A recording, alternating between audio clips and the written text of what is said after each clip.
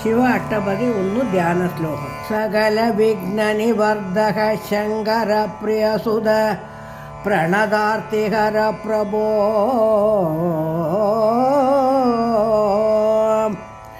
ಮಮ ಕೃತಂ ಭುಜ ಮಧ್ಯ ಲಸನ್ ಮಣಿರಜಿತ ಮಂಡಪವಾಸರದೋಭವಾಯ ವಿಧಿವದನ ಸರೋಜ ವಾಸ ಮಾದ್ವಿಕದರ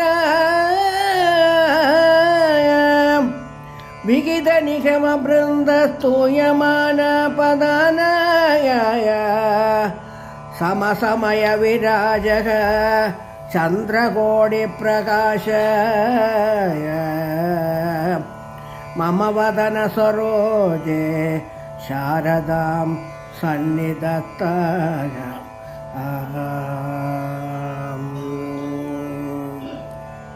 ಯದನುಭವಸು ದೋರ್ಮಿ ಮಾಧುರಿ ಪಾರವಶ್ಯಂ ವಿಶದಯದಿ ಮುನೀನಾಂ ಆತ್ಮನ ತಾಂಡವೇನ ಕನಕ ಸದಸಿ ರಮ್ಯೆ ಸಾಕ್ಷಿಣಿ ವೀಕ್ಷ್ಯಮಾಣಗಾಯ ಪ್ರದಿಶದು ಸಸುಗಂ ಮೇ ಸೋಮರೇಖ ವದಂಸಗ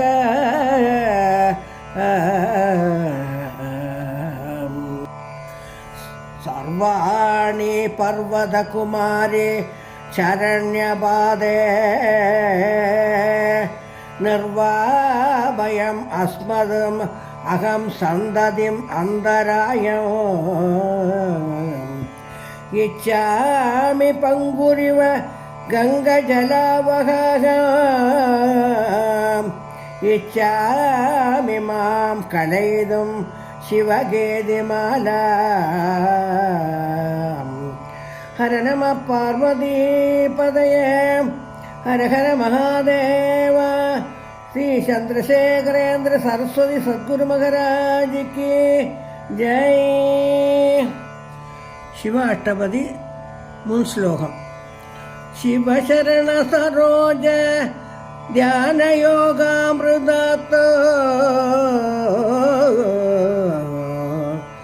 ಜಲ ವಿಕರಣ ವಾಂಚ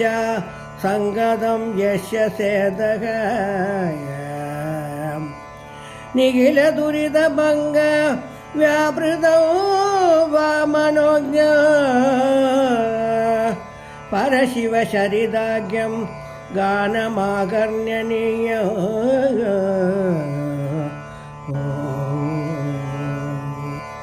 ಅಷ್ಟಪದಿ ಒಂದು. ಕನಕ ಸದನೆ ಮಹಾದೇವ ವದನೆ ತರಗಾತ ನಡೆಸಿ ವಿದಾಯ ಸುಧಾ ಕರಬಾಸಂ ಶಂಕರ ಧೃತ ತಾಪಸರೂಪ ಜಯ ಭವದ ಬಹರ ಮಹಾದೇವ ಜಯ ಭವದ ಬಹರ ಜಲದಿ ಮಗನ ಸಮಯ ಮಹಾದೇವ ಕರಳಾನನ ಶೈಲಂ ವಹಸಿ ಕಲತ ಮುದೇ ತ್ವರಕೇಲಂ ಶಂಕರ ಧೃತ ನೀಲಕಲಾಕ ಜಯ ಭವದ ಬಹರ ಮಹಾದೇವ ಜಯ ಭವದ ಬಹರ ವಿದುರ ವಿಧರ ಚರಣೆ ಮಹಾದೇವ ನಿವಸನ್ನವನಿರದೆ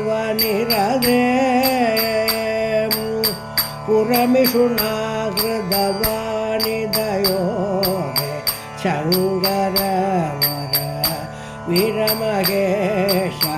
ಜಯ ಭವದ ಬಹರ ಮಹಾದೇವ ಜಯ ಭವದ ಬಹರ ಕುಸುಮಚರ ಸಾಗರಂ ಮಹಾದೇವ ಪುರದೋ ವಿಶರಂಗಂ ಗಿರಿಶಿನಿ ಹಿಂಸಿದವ ನಚಿರಂದಂ ಶಂಕರ ಮದ ನಾರಿಪದಾಚ ಜಯ ಭವತಾ ಬಕರ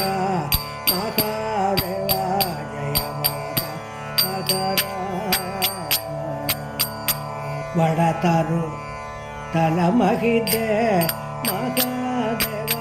ಇವ ಸನ್ಮಣಿ ಪೀಡೆ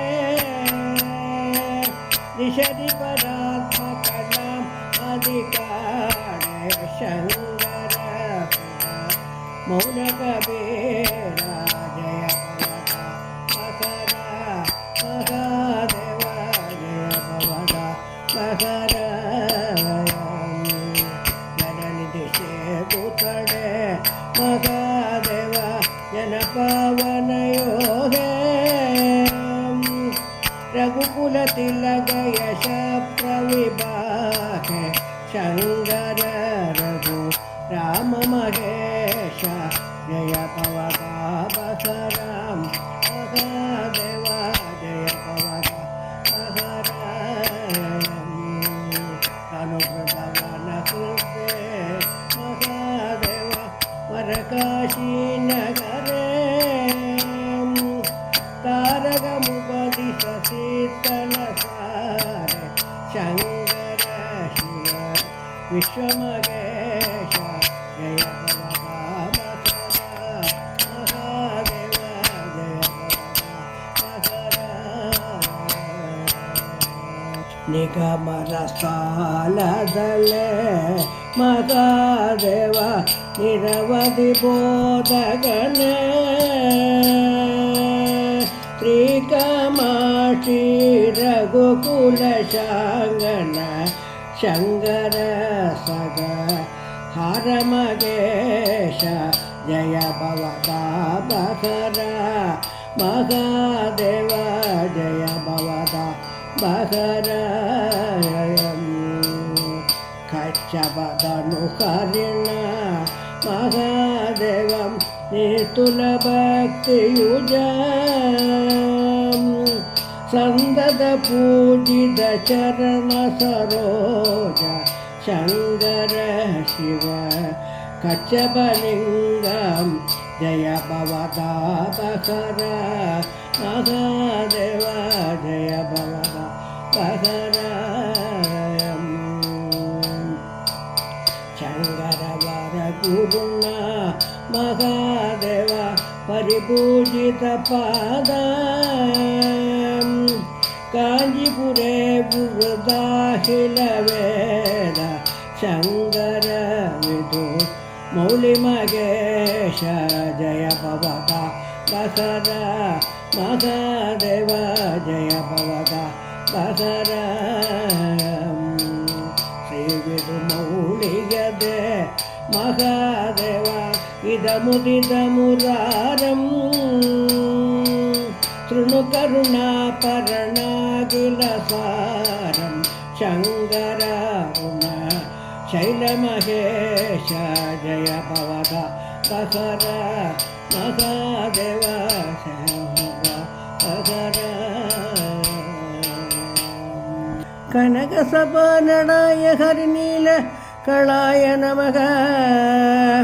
ತ್ರಿಪುರಕರಾಯ ಮಾರಾರಿ ಭವೆ ಮುನಿ ಮೋಹ ಪಿದೇಯ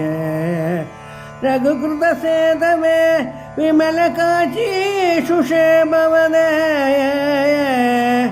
ನಿಗಮರ ಸಾಲ ಕೂರ್ಮಗರಿ ಪೂಜಿತ ಚಂದ್ರತರಾಯ ಹರ ನಮ ಪಾರ್ವತೀಪದಯೇ ಹರ ಹರ ಮಹಾದೇವ ಶ್ರೀ ಚಂದ್ರಶೇಖರೇಂದ್ರ ಸರಸ್ವತಿ ಸದ್ಗುರು ಮಹಾರಾಜ್ ಕಿ ಜೈ.